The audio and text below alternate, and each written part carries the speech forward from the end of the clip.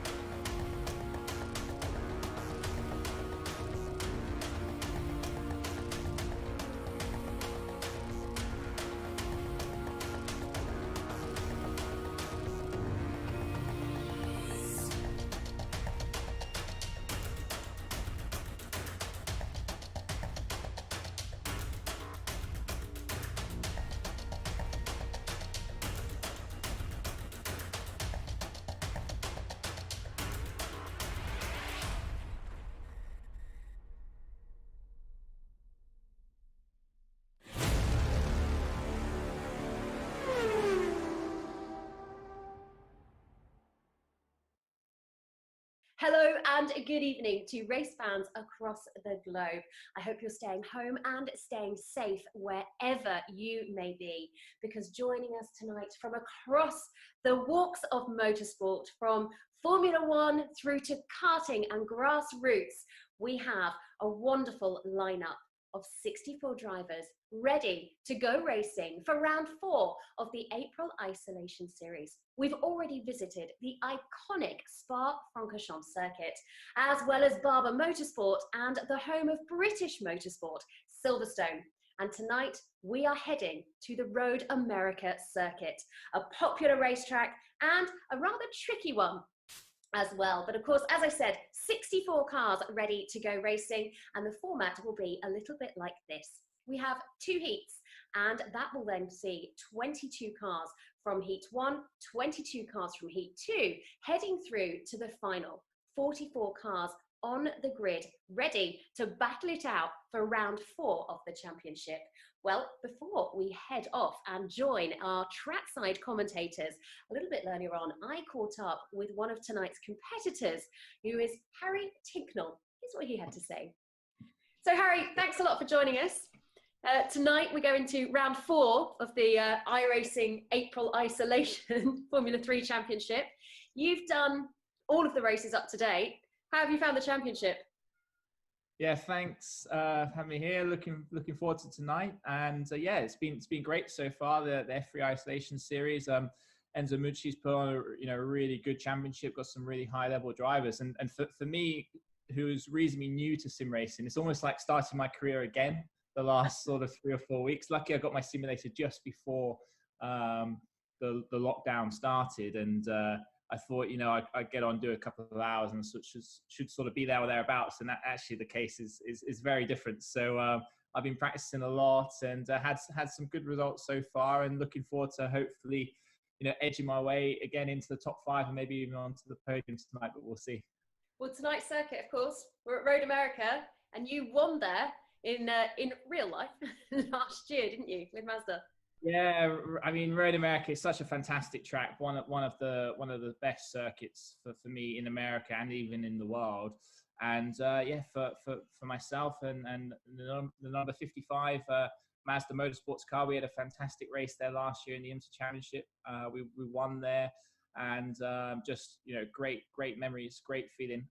It was super hot that day, 45 degrees I think it was. And I remember I got out the car so dehydrated at the end. So luckily tonight I've got my fans set up in the sim room, and it shouldn't hopefully get myself in quite the same state that I was when I got out the car last August.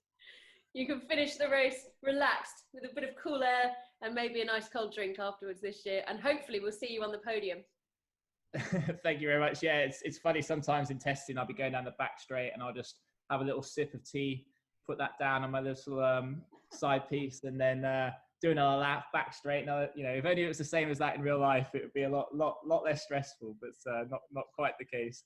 But absolutely loving the sim racing, and yeah, obviously we're all looking forward to going back and entertaining the fans in real life. But while we're in this period of isolation and downtime, it's great to be able to entertain everyone online and race people all over the world from their own living rooms. Exactly. We can stay home and still entertain with racing. Listen, Harry, have a fantastic race.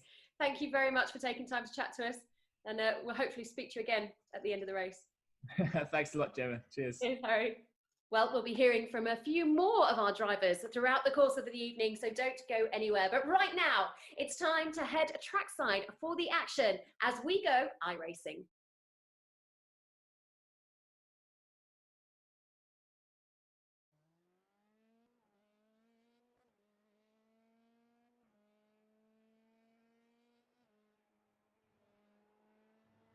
Thanks, Gemma, and welcome then to the Isolation April F3 Championship presented by Apex Racing TV. My name is Sam Fitzpatrick, and alongside me is Dane Baird to take you through the action tonight. Dane, we are at Road America, a proper classic. A lot of slipstreaming. We are going to be in for some racing tonight. Yeah, thanks, Sam. It's definitely going to be some slipstreaming tonight. We've got 2 very long straights into turns 1 and so-called turn 4, even though it's actually turn 3, but we won't get into that one just yet.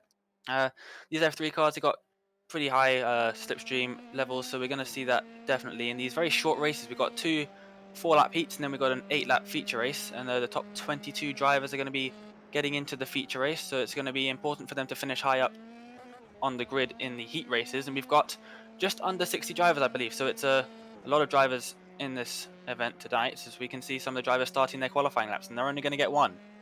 Absolutely. This is pressure if you've ever seen it before. 1 qualifying lap these drivers have got. It's a 5-minute session, so 1 quality lap they can do. And then, of course, you've got to finish within the top 22 places in these 2 heats to get through to the final. Otherwise, you're not going to make it, and your championship chances are going to go down the drain undoubtedly. So really important that these drivers nailed this qualifying lap. And expect incidents of plenty. So if you can get yourself to the front of the order right off the bat, then you're going to be in for a great chance. The drivers just coming round the final corner. This is an individual qualifying session, so you can see on the track map, no one else for these drivers. Not going to be any slipstream. It's all down to them to try to deliver a lap time which will put them high up on the grid. It's a star-studded lineup we've got today, Dane. Drivers from so many different disciplines once again in this championship. We've also got Nicholas Latifi, who will hopefully be joining us for this round, which makes it our first Formula 1 driver of the season, I believe. So just incredible to see these different drivers from different categories race against one another. We never see this in real life. Yeah, definitely. It's similar to the Race of Champions in that respect. We've got drivers from, like you said, Nicholas Latifi in Formula 1. We've got F2 drivers, F3 drivers, F4 drivers. We've got lots of karters as well. We've got people in IMSA, loads of different motorsport categories, and it's going to be really interesting to see, as it has been in the last 3 rounds, how they compare against one another when they're all put in the same conditions, the same car, same setup. And they're only going to get 1 lap of qualifying. We're going to see how they do with that one. As you said, immense pressure on the drivers, and with the new tyre model, they're going to have to really warm their tyres up in the first lap as well to try and get some heat and grip into them, because they're pretty slidey when they're cold. Absolutely. Really tricky to get those tyres into the optimal range. It is a long out lap, but we didn't see too much weaving from the drivers. I was surprised by that, because you're absolutely right. When they're at cold temperatures, these tyres do not operate well whatsoever. So we're seeing these couple of drivers come round these few corners. Let's see what happens. Who can put themselves up on the front row of the grid?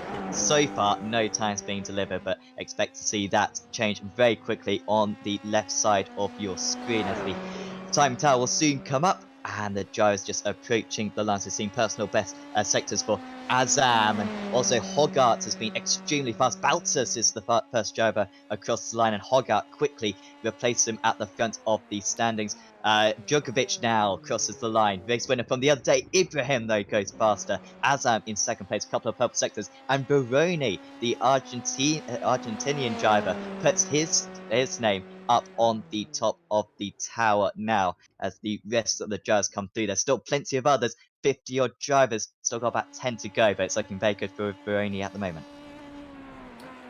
Yeah, definitely Baroni on provisional pole position. So is Ibrahim. Of course, the drivers are going to get split into the heats based on their qualifying position. Every other driver is going to be in every other heat. So I think we got the odd drivers are in heat 1, I believe, if it's the same as Tuesday's race, and then the even drivers are all going to be in heat number 2. And there are only 4-lap heats, and it's finished. Everyone's set their times, so we can see what we're going to get the heat grid, I think. But the drivers at the back, they're going to have to make up 8 positions for Tom Onslow in this first race to try and, in 4 laps, to try and get into the feature race, which is not going to be an easy task. Absolutely not. So here is the grid then. Nicholas Baroni, British Formula 3 driver, on the front row of the grid, alongside Ramez Azam, who has already taken race victories so far in this season. Richard Vershaw, it starts in third, then it's Philip Djokovic, race winner, I believe, from Tuesday's event. Charles Collette and Liam Lawson in 6th place. Then it's Joe Turney, Bart Halston, Indy Dante, and the rest of the drivers will go through. Now you can see Nicholas Latifi starting in 19th place. That is 3 places within the positions that you need to get within to get through to the final later on. So this is really big for him. As long as you avoid incidents, they should get through. We're expecting a few retirees, so it's going to be some aggressive driving. It's going to be some hard, fast racing at Road America in the April Isolation Formula 3 Championship. Peroni is from the pole position. We're about to get the lights on as long as the drivers line up on the grid. We've still got Finestrias actually. Starts down in 21st position. Poor lap time for Finestrias, who has won a race already this season. The Frenchman, the #1 driver, actually yet to get on the grid, just holding up things a little bit. Billy Munger starting in 29th place. Jack Horsworth as well in 28th. They've got lots to do. Ollie Caldwell as well. Watch out for him from 27th, who has been pretty quick this season. But undoubtedly Peroni is going to be the favourite for this race. The finishing positions of this will decide the grid order as well for the final. So you do want to finish pretty high up as everyone is on the grid now. And we are getting the lights prepared for 4 laps of racing at Road America. And we are away.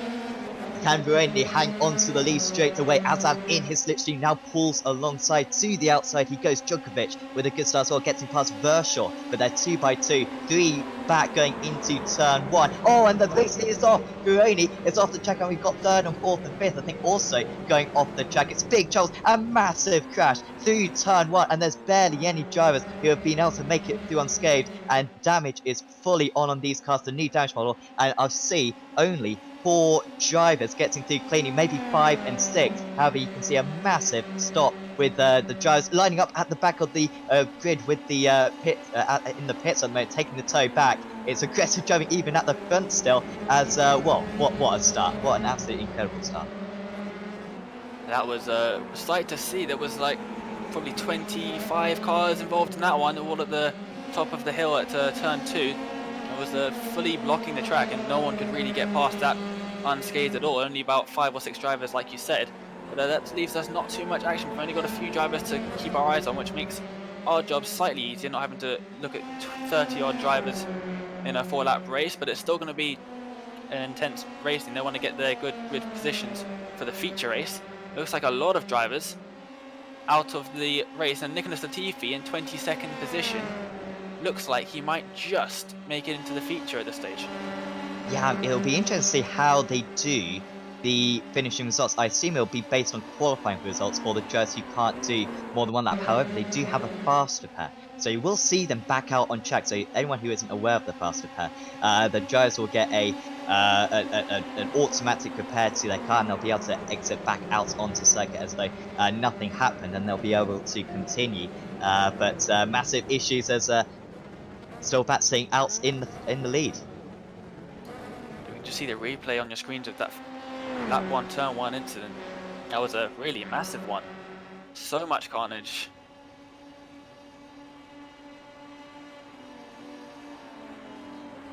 So the order then, after the first lap, is Ramez Azam is leading the way. Billy Fraser is in 2nd. He managed to get past, well, I think Charles Collette up actually 3 places, up into 3rd. Matt Greenwood is in 4th, then it's Bart Horston, Dan Wells, Matthew Payne, everyone back to 12th position, not even 12th position, 9th position, maybe 10th place, all having massive issues. I'm seeing maybe Christian Mansell, the last driver who managed to get through cleanly. And, well, this is going to be fun, isn't it? I think later on, because we're going to see all these drivers exit the pits with their faster pairs, and the race is going to be back on, but they're all going to be coming out of the pits, and those top 20 places are going to be hotly contested. And they might only get 1 lap to do it as well, depending on how long the tow is going to take them. They were quite early on in the field when it happened. To see another driver entering the pit lane without the tow, that's going to cost them a little bit of time as well, maybe taking a fast repair, but they probably will get out in front of all the drivers that took the tow, because the tow is going to take them all the way around the circuit before they take them back to the pit lane. And all of these drivers at the front of the field have been gifted really a position in the feature if they can hold on just for 2 more laps. As they come towards the end, you can see in towards Canada corner now, you see Bart Horston, he's trying to chase down Collette in 2nd place. Here we can see the Brazilian. He did pretty well last time out on Tuesday night at Silverstone, and he's trying to chase down Azam in 1st position. The Canadian leading this race, pretty much gifted the lead of this race after that 1st lap incident. In his Sims esports car, and you can see all the drivers starting to come out after their fast repairs. You can see them all joining out. They're all going to be getting blue flags, of course, so they're not going to be battling for the win, but they're going to have to battle closely together. And we got another car off. That's Victor Martins in 18th position, and he's straight back into the wall, and that is going to be his race over.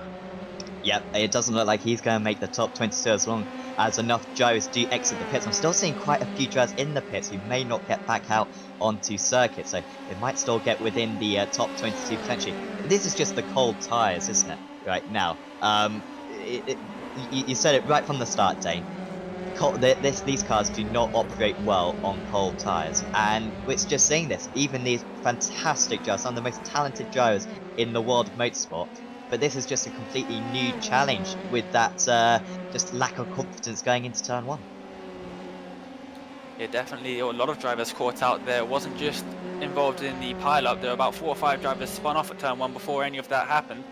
So we can look at your race leader now, and Collette's just behind him. There's not too much of a gap. If he makes a mistake, he's definitely going to be right in the back of him, trying to take that lead off of him. He's going to come around the kink towards Canada corner, and he's going to be soon starting the final lap of this heat race.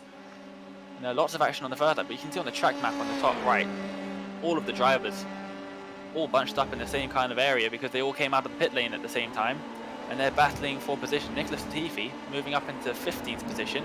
You can see Cameron Dass right on the back of him, trying to take that place away from him. This isn't for a position in the feature race, but it is grid position for that race, and I believe it's done by the time that it takes in Heat 1. We can ride on board with Cameron Dass with Latifi in front as they come around the final corner up towards the start-finish line, up this very steep hill before the entry of the pit lane. And Cameron Dass has got that slipstream, like we said earlier on in the broadcast. He's going to pull along towards the inside. They're going to go side by side in towards the braking zone. Is he going to make the move stick, or is Latifi going to be able to hang around the outside? He's not. Latifi drops back into 15th position, and it looks like they've overtaken a driver who's joined the pits. It's like Enzo Cole, and he's dropping down the order after joining the pit lane. But Cameron Dass up into 14th position, gaining 2 places there. Yeah, and credit to Latifi, didn't fight that one too hard. Doesn't seem to quite have the same pace as Das, who has been very quick. I think got a couple of top 10s already this season. And Latifi, of course, in his first race. Barely any races Latifi has done on iRacing so far. For those who aren't aware, there's a license system on iRacing. Basically, depending on how many races you've done, how safe you are. And Latifi has done so few races.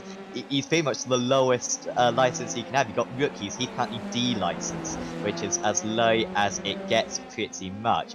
Here is some of the drivers. Those drivers with the D license, barely any experience on iRacing. So it's impressive that they've been able to get into this simulator and straight away be as fast as they are. 11 drivers on the lead lap. It looks like Indy Dante is going to be the last driver perhaps eligible for the feature race later on. Callan Williams might miss out. We'll check on that a little bit later on, but out in the lead, Ramez Azam has been dominant. Well, I say dominant, he's been very kept honest by Charles Collette, who will certainly keep him honest in the feature race. This guy's going to be starting very near the front. There was undoubtedly a massive crash at turn 1, which is the story of this race 1. Out in the lead, Ramez Azam is going to be the first driver to reach the checkered flag.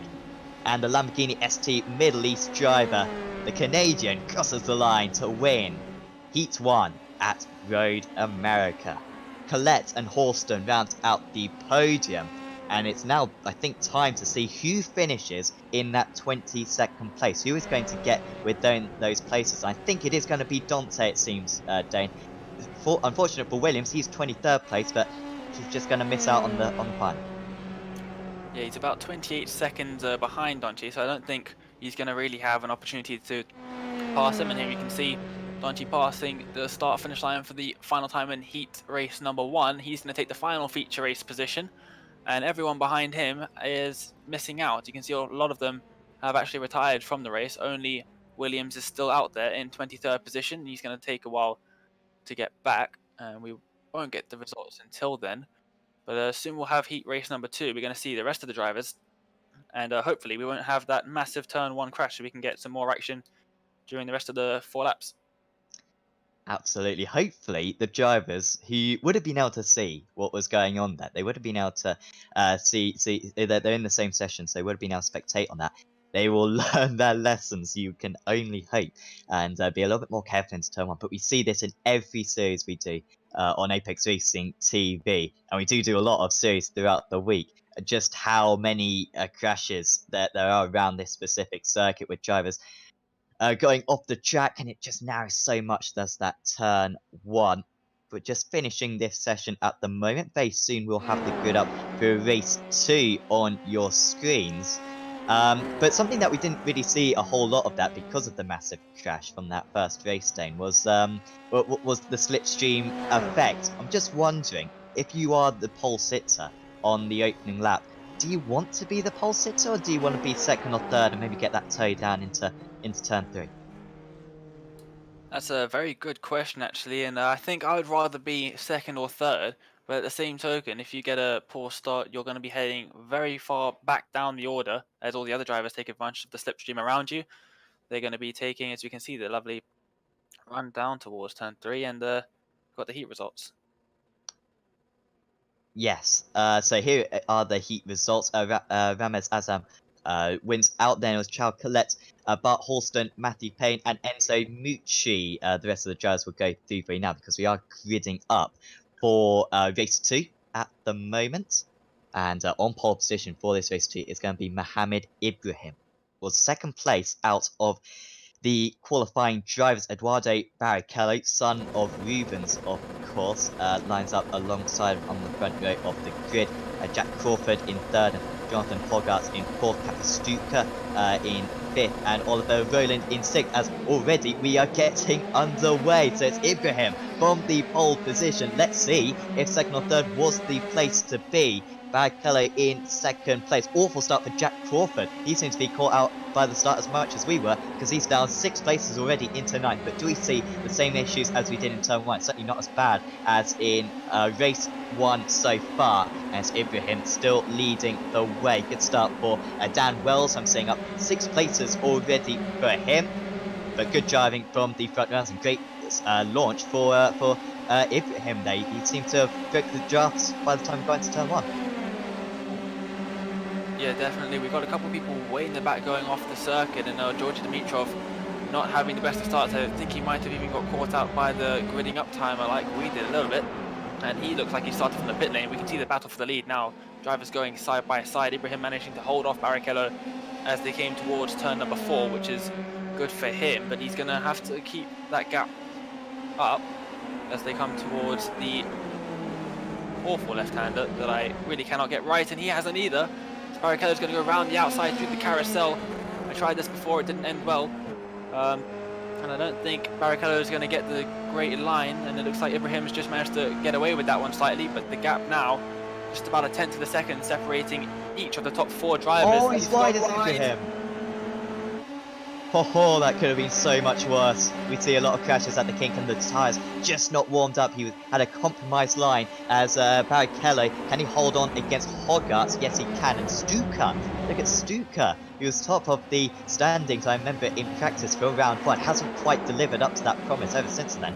But he may well be lining up on the front row of the grid when it comes to the feature race later on, if he can continue this good form. Ibrahim getting held up at the moment in 5th place, or just struggling, if anything, in 5th place at the moment. And yeah, not having his own way. Ollie Rowland is now on his tail. I think Rowland might well be moving ahead as well. Donce is in 6th place at the apologies, not Donce. Bekir Beganovic, I think, is just behind these guys as well. And there's two trains forming now, with Ibrahim losing the pack. The pole sitter having a tough time.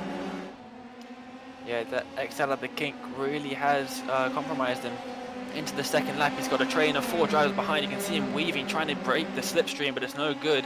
They're all going side by side further back, but you can see now in the lead Eduardo Barrichello, who inherited the lead after the incident. Oh, and is almost touching, and Hogarth managed to get into 1st position. A fantastic move. We've got people off in the back. Oh, and it's Ibrahim, the pole sitter. Oh, guys, and they may have just eliminated themselves from the feature race later on. I don't think Ronan's got that front right attached. As we see a replay of what happened, this was over 4th and 5th places. Ibrahim had been overtaken by Ronan. Ibrahim's on the outside. Oh dear, he's the car number 7 who's lost it. A lot of netcode as well, it must be added. And once again, the narrowness of this circuit. So the car number 7 was Dino Beganovic. He might receive a penalty for that, depending on how the stewards feel about it. But he was very aggressive, 3 wide in that position. Not great, and unlucky for Ibrahim. Yeah, definitely tried to push it 3 wide, Beganovic, and he's just got all 4 wheels onto the grass.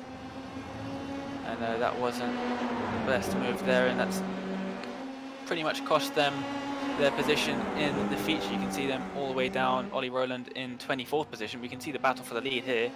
Eduardo Barrichello in 2nd place after that move from Hogarth. He's going to have all the slipstream in the world, but so is Stuka behind. We're going to have to watch out for him as well. He's getting right up to the back of him and even bump drafting in a Formula 3 car. That's a new one. I've not seen that before. So you can see a driver ahead just coming out of the pit lane in 29th position. But he's not going to make the move, but Stuka is. Stuka in 3rd position has managed to make himself a position into 2nd place. We didn't see him coming at all. I did say look out for him, and then I didn't. Well, lovely stuff from Kasper Stuka there, and it was very much, well, if you're not going to make an overtake, then I will. I'll go up into 2nd place, thank you very much. And now it's Stuka who's probably in the best position right now. This was how it happened then, so he was a mile off, was the Polish driver. And, well, bump drafting is absolutely massive in karting, probably the biggest we see in all of road racing, and well, that experience, that racecraft experience, really helping out him right there. So he's up into 2nd place. This one's still very hotly contested.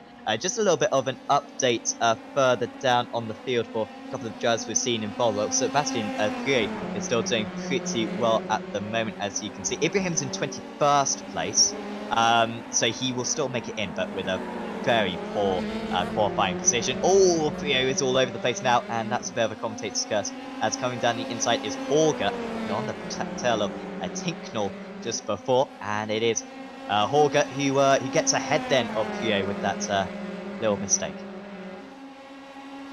Yeah, taking advantage of that mistake, and he's going to try and come back. It's Prio as he come towards kind of the corner, but it's also Jack Crawford under pressure from Nilsson. Nilsson looked like he was going to make a move into kind of the corner, and he's managed to hold off that one as they come on the fast left corner towards the last corner of the circuit and towards the start-finish line. We've got Kasper Stuka leading the race. What happened to Hogarth as he managed to make a place out that we've missed? Yeah, seemingly maybe down at Canada Corner, I guess, but I think we're going to have to stay live to the end of this race because it could easily change between these drivers once again. Barrichello wants to get up into 2nd place. Hogarth, though, wants to keep 2nd place, and if they keep on fighting, then they're going to lose any chance of winning this event. And Barrichello's a little bit deep on the brakes. Now, is he close enough to go for the move into turn 3? Hogarth not going to try to attack into 2. And now actually this is very possible for Barrichello. He's certainly going to be within passing range, as you'll see the acceleration for the Brazilian driver just behind her on the final lap here in heat number 2 of the April Isolation Formula 3 Championship. Barrichello is going to have to go to the outside. Wanting to get involved as well was Hogarth, but nice driving from Stuka. Didn't go mega defensive, but did enough to cover off that inside line. And good news for him, well, good news and bad news. He's got a bit of traffic in front of him, could hold him up, but at the same time could be a little bit of respite with the slipstream. Yeah, definitely. There's not really too many overtaking opportunities left on the circuit. There's only really Canada Corner and maybe a drag race to the line, as it looks like there was a big lockup from Stuka into the left-hander before the carousel. They're going to come through here now and hopefully get a good exit towards the kink where we saw Ibrahim go off earlier on. Very easy to do in these cars, just touch the grass on the inside or even on the exit and it's going to drag you out. Be right on board with Barrichello now. This is the run towards kind of the corner, but like I said, he's going to make the move in towards kind of the corner, going around the outside. Stuka's going to hang on to the inside. Is he going to make a dive into the inside? Yes, he is. Almost making contact, so close. Barrichello managed just to make the move there, and Stuka's now under threat from Hogarth.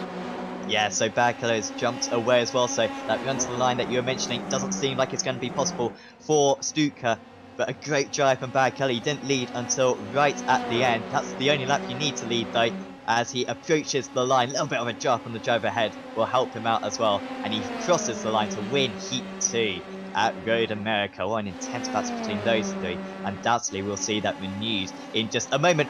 Contact between Jones and Prio across the line, with Jones trying to cover off the late attempt from Prio.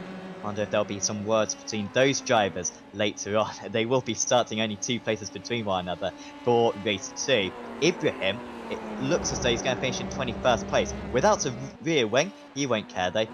Well, actually, he has got a new rear wing, so must have gone back to the pits and picked up a fast repair, perhaps. And Greenwood will actually be the last driver on the lead lap, and therefore within the 22 positions. Wells, I think, will miss out, unfortunately. Here is Ibrahim. Well, he's going to be starting in 42nd place, I believe. What a shame for Mohamed Ibrahim.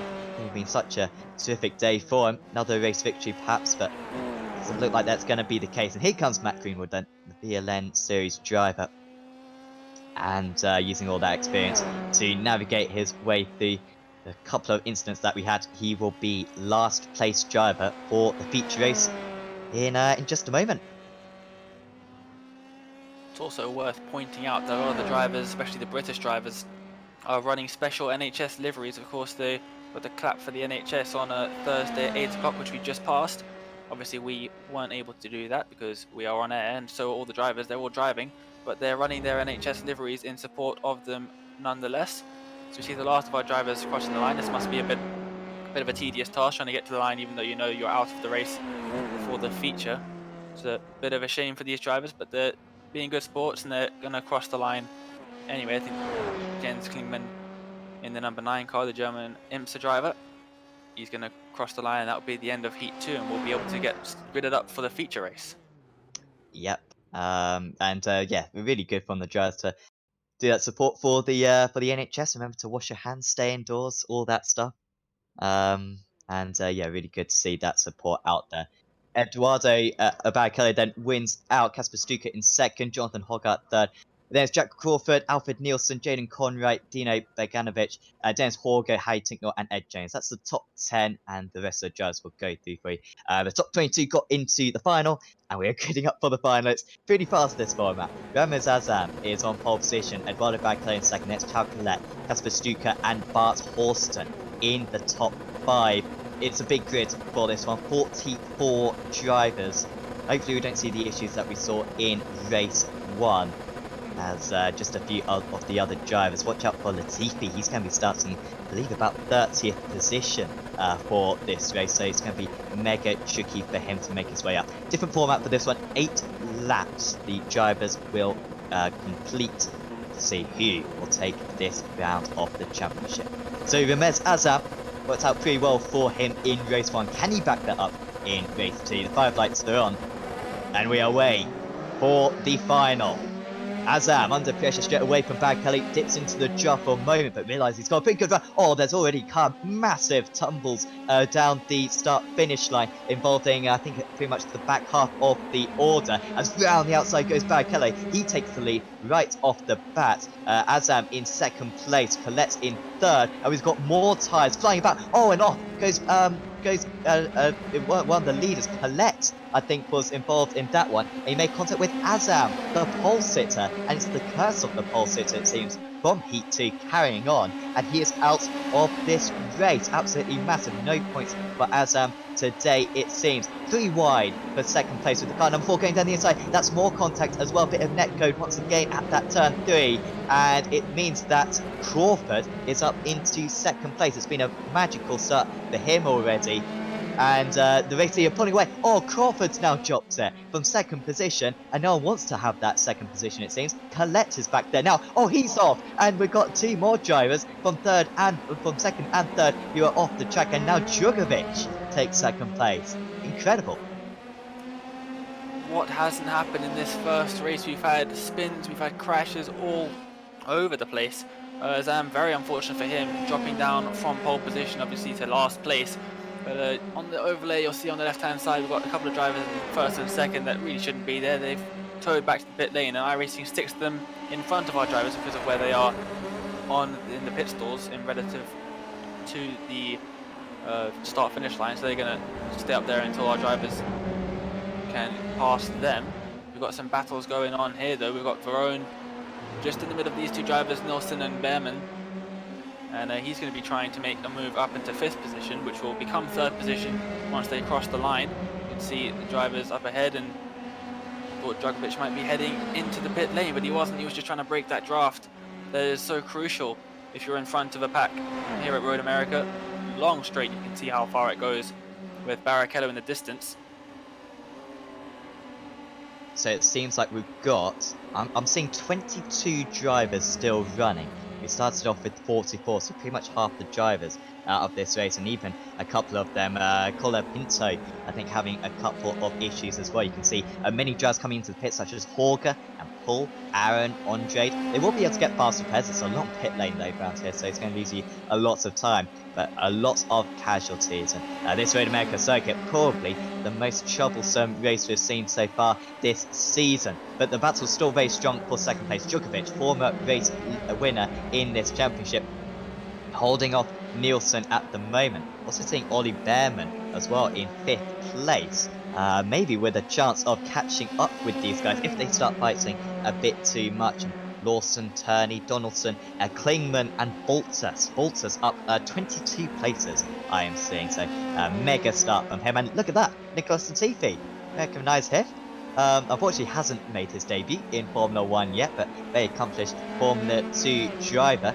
And he's doing very well right now in the top 10. Yeah, it's a fantastic race so far for Latifi. He's managed to gain just 20 positions so far. With all the carnage that's gone on, he's managed to avoid all of it.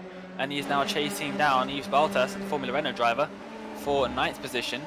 So we can see Richard Verschoor towing to the pit lane as well. But we still got this battle here. Alfred Nilsson and Drugovich and Verone, with not the top 3 drivers. The 2nd, 3rd and 4th place drivers all having a battle for the podium positions, with Barrichello an absolute mile in front. You can see him just at the top of the screens now going up the hill. Top 10 drivers get points, by the way, in this series. So well, Latifi's now dropped down to, apologies, Verschoor towing back to the pit, so he will demote soon. So Latifi can't eat in the points. I mean, imagine that. Oh no, Nilsson's off the circuit, and also with him is Drugovich, and these two aren't going to score points either. And a very avoidable contact going down into turn 1. It seemed like one tagged the other, and they both lose out. It promotes Ollie Behrman up into 4th place, into 3rd place, and Verone up into 3rd place. Yeah, we can see this battle for 4th position, with Liam Lawson just losing out to Turney, who's taking that position ahead of him. And he's got a much more straight line speed. You can see with the slipstream how much of an effect it has to come towards turn number 4. And it's unlucky for Lawson. He's lost that position. He's about half a second back now as well. Maybe he's got some damage to that car because he's losing time through all the corners to Turney. He might have a bit of a curved front wing day. Oh dear, Lawson. Oh, what a shame. He done well to get the majority of this. He's not coming to a complete halt. I thought he was stopping because he had too much damage. He just seems to be slowing down absolutely massively, does Lawson at the moment. Don't think that's to give a place back. I don't think he's due to give back another place, but he's still dropping, maybe with some hardware issues or some issues in the real world. So massive shame for him, because he was driving well this lap 5 sorry, of this race already. And it's been quite a stormer so far in this final of this round of the April Isolation Formula 3 Championship. And it's still Barrichello leading the way ahead of Verone. Then it's Behrman, Turney, Baltus, Donaldson, Latifi up into 8th, and Crete and Caldwell rounding out your point scores. I wonder if we could go back to Nilsson, because he was involved in that crash for 2nd place a bit earlier on. I wonder if he's got much damage on that car, because he went a long way off the circuit. Because if he's still got a clean car, he is going to be very strong towards the end of this race. He might be able to... He might be able to... Oh dear, Nilsson. No, that's not a fixed car. And he's... well, it's impressive that he's still keeping that one going. That is a completely broken front wing. Yeah, it's a very bent front wing, but the rest of his car is looking all right. He's managed to latch himself onto the back of a little bit of a train here. You can see drivers in front, and one of the drivers missing a rear wing actually, and we saw that last time out as well. And it's very difficult for drivers to stay ahead of their drivers. That makes the car very loose with the rear end. And Latifi is getting taken, it looks like, by Donaldson. Donaldson just ahead of him, or maybe, actually no, he's not. He's just taken a position from Donaldson. He's up into 7th position now. That is the Williams F1 driver, as he's going to come towards the carousel in just a moment's time. But Donaldson making himself known, weaving in and out of Latifi's mirrors, and Latifi gets massive oversteer under braking into the entry of that corner, and he's just lost a position to Donaldson. I believe that car in front of him was a lapped one. But that one right behind him, that is Groot in 9th position, just 3/10 back. He's definitely going to be having a look down the main straight, maybe even towards the Canada corner. Just shows how easy it is to make a mistake. Latifi, we've got a safety car. We have got a safety car right now. Okay, so you can just see Groot staying behind Latifi. Now, not quite sure why this is. Might be to bunch up the field so that we have an exciting final lap or so to this race. However, we're going to be pretty hard pushed for laps remaining in this event. I'm at the moment seeing that we're on lap 5 of 8. But even that, yeah, we are on lap 5 out of 8 at the moment. So, not quite sure at the moment who's going to really benefit from this. I know who is going to lose out from this. Eduardo Barrichello, because he had this one absolutely wrapped up, Dane. Not anymore. He's going to be under pressure from Verone when we go back racing. Just what he didn't want to see. He was doing so well was Eduardo Barrichello, USF 2000 driver. He's pretty good in the real world, isn't he? And he's just seen that pace car come out in front of him, and that is definitely not what he wanted to see. It's just brought his gap down to nothing. And I believe we were already on lap 5 before he crossed the line. So I think there might be a system in iRacing called do not count laps under caution, which means whilst the safety car is out, the lap counter will not tick. And the pace lap is, I believe, going to be about 3 laps here at Road America.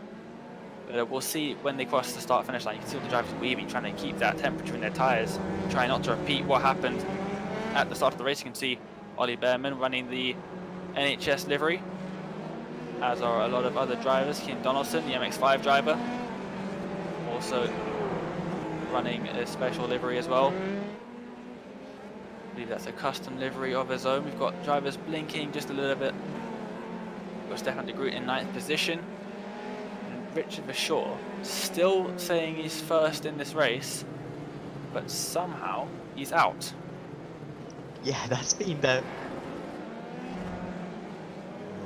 Yeah, that's been there for a little while, but that's just on our system, so that's just a little bit of a glitch, which we're not too familiar with, but just imagine he's not even there. Barrichello is the race leader, undoubtedly.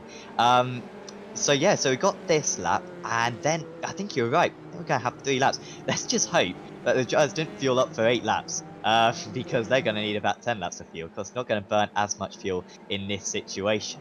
But you can also see that the way that the drivers are weaving side to side. I don't know if we get maybe some onboards with the drivers as they weave down these straights, just trying to generate as much tyre heat as they possibly can at the moment, so that they've got a lot more grip when we go back to green flag racing. We've seen how many issues we've had at turn 1 already today.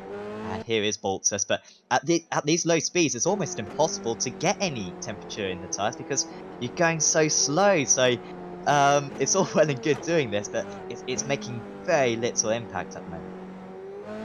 Yeah, definitely. And another factor to consider is the brakes temperature, which is modelled in iRacing. And they model quite a lot in this sim, a bit overkill, some might say, but the brake temperature as well. They're going to have to try and get some temperature into their brakes, maybe by dropping back a little bit and then bringing themselves up to speed slightly and hard on the brakes. They're going to need to do that. You can see them weaving so much, almost losing control. But Richard Verschoor definitely out of this race. We've got Eduardo Barrichello leading, and as they cross the line, we'll see if the lap counter does increment. So of And course, a fixed setup in this league, so the fuel shouldn't be a problem. So either they're all going to finish, or none of them are going to finish. That would be a sight. But hopefully we don't see that.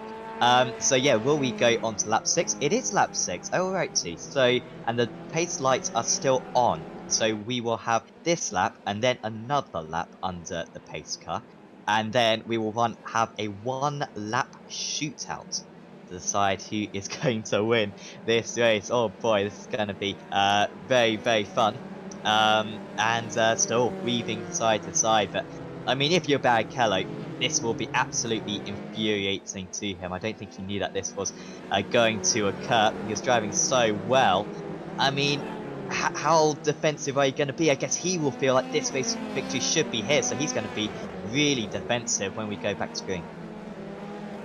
It definitely puts him under a really bad position as well. He's going to be leading into turn number 1, might lose out a position there, but down into turn number 4, that's where he's definitely going to be losing positions, because he's going to have no slipstream if he's still leading at that point. And everyone else is going to have slipstream, so you can see a driver dropping back a little bit. And that's Not just too a back sure. marker. Yeah, man.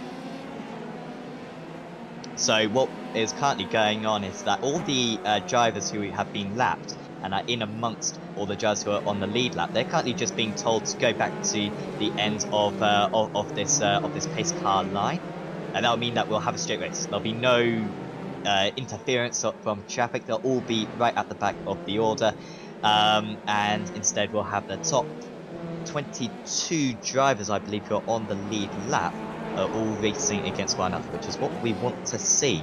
Undoubtedly, I'm seeing 21 drivers, but Billy Fraser currently back in the pits, although he is out of the race. So yeah, I think it's about 20 drivers, in fact, because Richard Vershaw, of course, is back in the pits. Fortunately, he has now dropped down the order, so you can see back up to the top. I'm also wondering, the drivers who have got damage, this is a quite good time to come into the pits, I imagine. The pits, I believe, will be open at the end of this lap. So watch out for the likes of Nielsen in particular, who, of course, was involved in that high-speed crash earlier on in the race. He might nip into the pits just to fix that broken front wing of his, and we'll be able to have a brand new car. Bad news for him, he'll lose about 10 places doing so. Yeah, it'll be a big risk to take. It'll be similar to Charles Leclerc in Bahrain a couple of years ago in F2 when he pitted for fresh tyres and then managed to overtake the entire field and win the race, which was a very exceptional circumstances. But also going to be interesting to see on this lap, are they going to line up in single file or are they going to line up in double file? And that's going to impact the restart of the race on the final lap as well. Yes. Just wondering if I could try to find that out myself, but I don't believe. So it's always single file when it comes to the road series. We're being told by our trusty broadcaster Alex Simpson. Thanks to him for providing all these fantastic shots. Yeah, so single file for these drivers, but I don't think that's any relief to Barrichello at all. If anything, that's beneficial to Nicholas Verone, because instead of having to draw alongside and use your peripheral vision as though you're an owl, you can actually just line up straight behind and straight away nip into the slipstream and probably not be under as much pressure from P3. So we're going to go for another safety car lap, I believe, because the lights are still on the Porsche safety car, and so they will turn off hopefully at the end of or just as we cross the line, and then we will be able to go proper green flag racing for one lap, of course, for lap 8 of this feature race. So just about to cross the line and the safety lights will go off. So yep, this will be the in lap, as we see a couple of drivers actually driving past now, so maybe trying to unlap themselves before we go green. Yeah, so there is a wave around feature in iRacing that allows, I think it's the lucky dog they call it, which allows the first of the lap drivers to go around the lap and rejoin at the end, and that's what the 21st position driver is doing, Colapinto, if I can get his name right, and go towards turn 4. Is he going to make it round in time? They are going very slowly, as you can see. He's built up a pretty big gap, but is he going to be able to get round all the way and complete another lap to catch on to the back of that field before they go green, because if not, that's going to be an issue for him. He's going to be stuck all on his own. I think he'll make it. I think with the pace that they're going, you can see on the track map, it's quite fun to watch this, to be honest. Let's just have a broadcast of watching the track map, see if he can catch up, because it's quite exciting, actually, to see if he will catch up to the back. I think he will make it, because he is going at least double the speed, probably even triple the speed of the pace car at the moment. So the 43 absolutely racing around. Needs to make sure he doesn't go bin it, of course. That would be very clumsy. Also, he's going to have fresh tyres, or not fresh tyres, but warm tyres, which is going to be quite an advantage when he gets to the back. So certainly watch out for Colapinto starting from 21st place on this restart. Days of Thunder, perhaps reincarnation coming from him. That'd be a spectacular win. By today's standards, that wouldn't even be the most surprising thing we've seen today. Oh, Barrichello! No, Barrichello. He's off. Eduardo Barrichello. Now, can he retake his position? I believe he's spun it by himself. Oh, and there's contact. And Barrichello is going to be out of this race. And it's Schumacher, Coulthard, Spa 98 all over again. And this is what we're talking about, the cold tyres. He's going to barely touch them. In fact, it's actually contact from behind. Now, that nose cone did come off the driver behind. I don't believe that will actually be on his sim, so I believe the now racing Nicholas Veroni will be fine with that. But Barrichello then accelerates and takes his own wheel off, so he's out of the race. No, sorry, apologies, that's just again a little bit of a glitch with the damaged system, so hopefully he will be able to get back to the front, and he has now got to the back of the front, so I mean, just as I was talking about surprising things, that happens.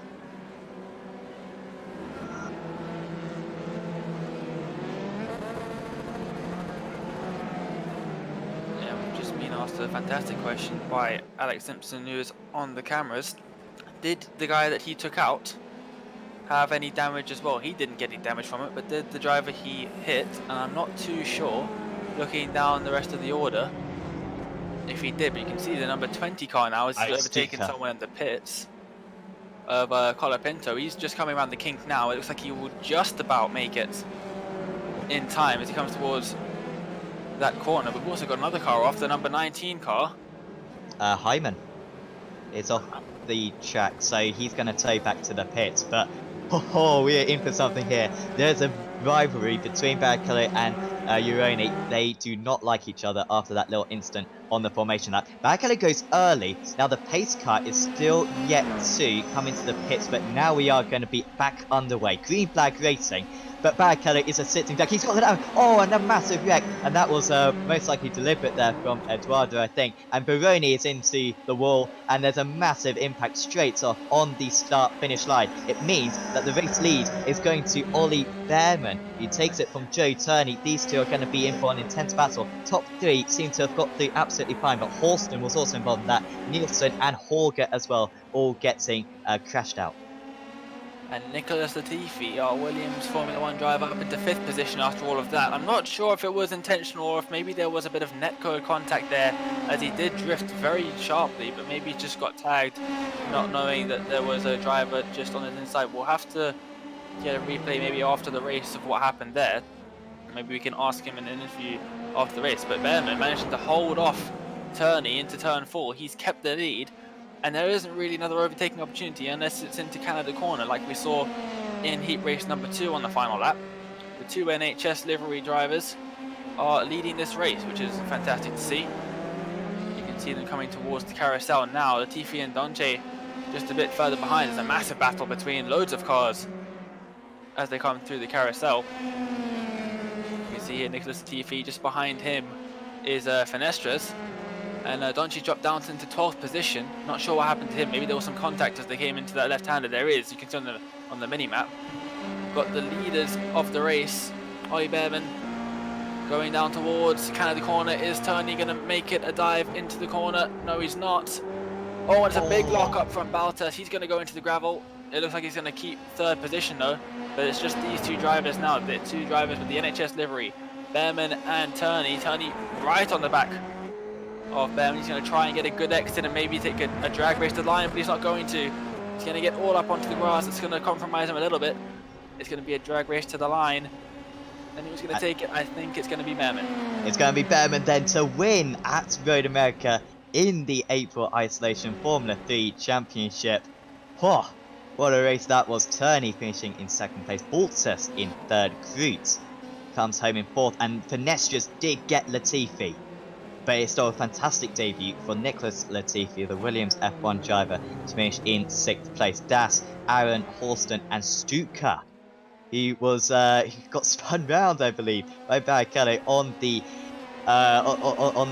final lap under the pace car. He finishes in 10th place and scores 1 point. Colapinto. We were talking about Colapinto, weren't we? He was starting in 21st. He gained 9 places on the last lap. It wasn't enough though. And it's Ollie Behrman. He takes the spoils. An absolutely remarkable race. Kept us guessing all the way through as the top 3 drivers who will undoubtedly be the happiest 3 drivers. I think there'll be a few more than 3 unhappy drivers from that one. Barrichello with that last lap incident. He finishes down in 16th place in the end. And absolutely stunning scenes at Road America. And, well, fortunately, we've still got a couple more rounds of this to go. But that was one of the most spectacular races I've ever seen, Dave.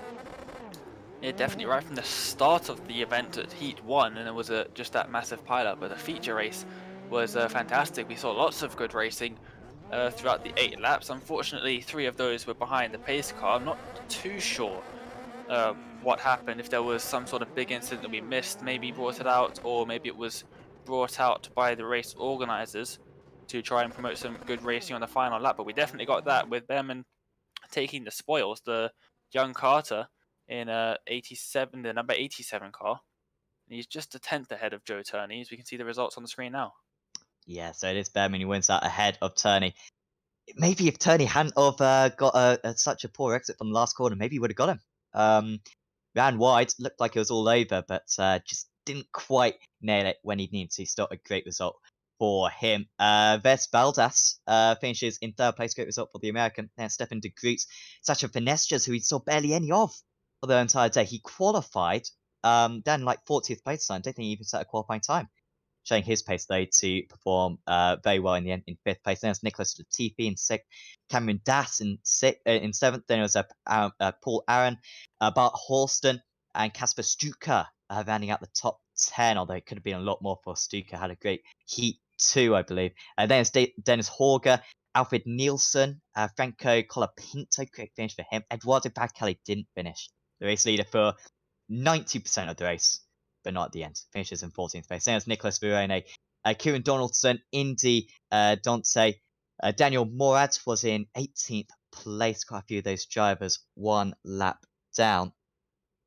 And then behind that was Denner and Hay Tinknell finishing in 21st. Ricardo Andrade, Matt Greenwood as well.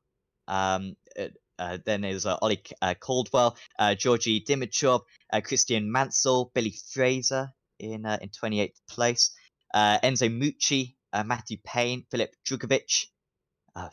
Massive shame for Drugovic. I mean, he's been one of the fast drivers in this series, but not today, getting involved in a couple of incidents. Liam Lawson, Julian Conrad, Dino Beganovic, Chow Collette, Ramez Azam.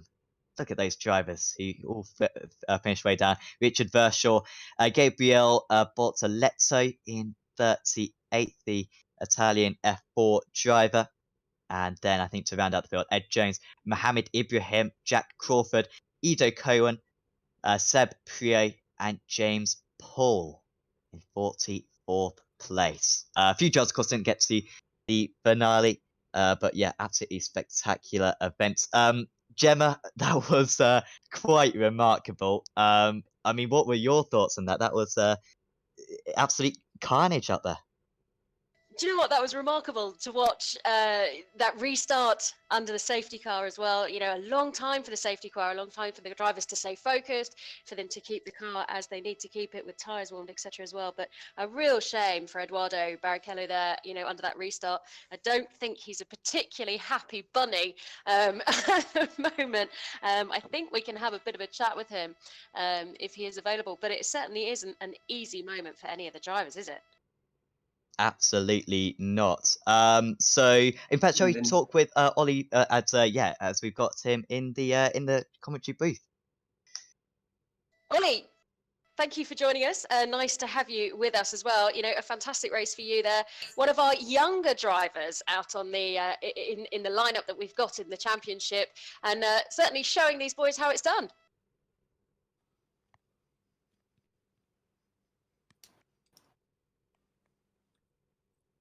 Oh, are you there, Ollie?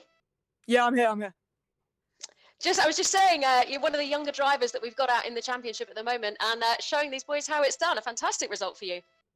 Yeah, well, it was a bit of a hectic race. Started 17th.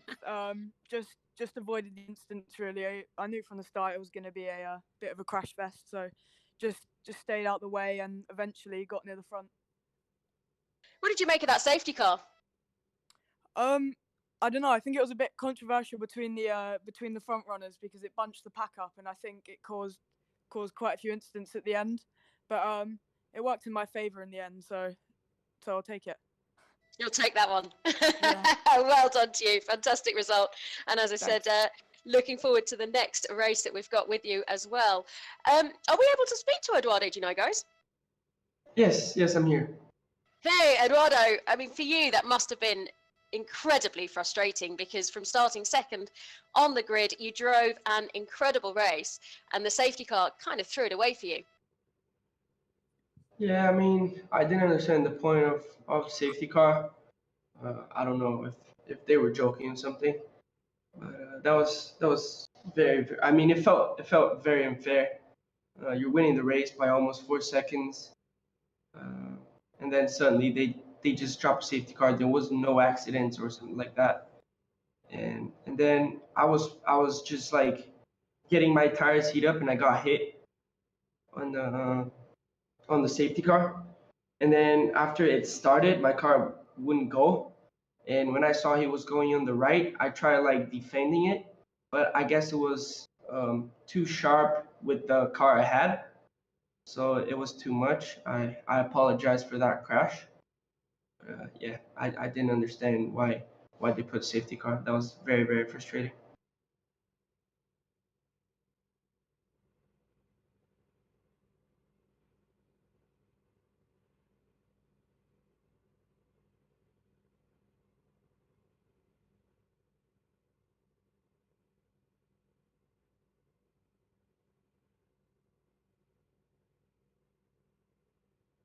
And after a little bit of an interruption, Gemma, are you back with us? I am back with you. Thank you, guys. Bit of a nightmare with the connection there, but certainly, you know, a disappointing and frustrating race for everybody, I believe. But, you know, isn't it great that in these times that are difficult, we're seeing the NHS liveried cars, we're seeing everybody pulling together as the motorsport family do in every single time of sadness or of crisis or of excitement. We see that team pull together as a family, and that's what motorsport do, and that's what we're bringing now. Amusement for the fans, a bit of fun, a bit of racing, and seeing drivers from all walks of our motorsport life coming together. It really is a fantastic time for us to see everybody out on screen, and midweek racing as well. It doesn't get better than that, does it? Not at all. Well, that's it for round 4. A great result there for Ollie Behrman. Maybe perhaps not the win he was hoping to take, but certainly one that he would take. Guys, that's it from us today from here at Road America. The next race takes us to Road Atlanta on Tuesday, the 28th of April. In the meantime, stay home, stay safe, wash your hands, and we'll see you next time. Take care, and thank you very much.